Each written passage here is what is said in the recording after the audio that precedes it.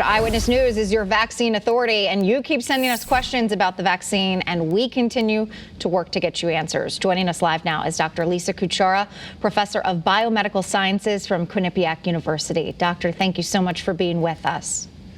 Thank you, Erin.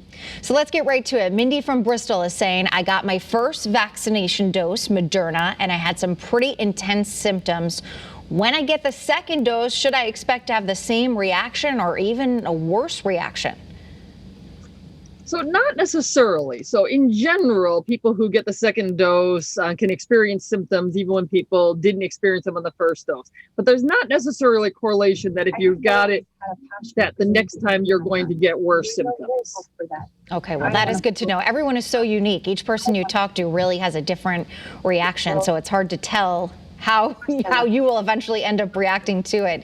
Another question from one of our viewers: if you've had your shots and you go to get an antibody test, should it be positive for antibodies?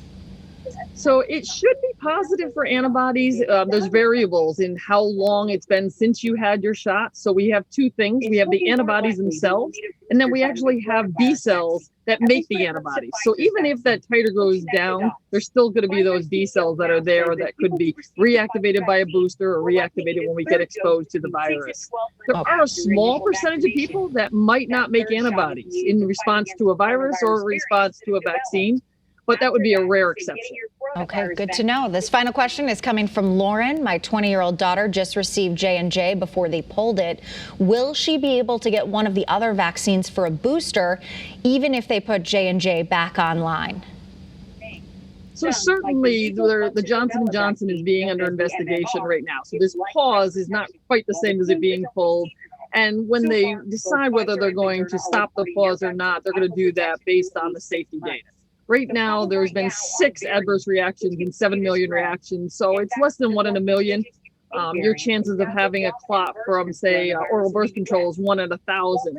But certainly, if it either doesn't get back on the market or if somebody doesn't feel safe, there will be, booster alternatives, and they will be looking into that. If there's a variant booster that comes out from Pfizer or Moderna or from Johnson & Johnson in the fall, there'll be information for people of what to do in those situations to be able to get a different one. Yeah, we have had people that got an allergic reaction from one of the RNA ones, and then they went on to get Johnson & Johnson.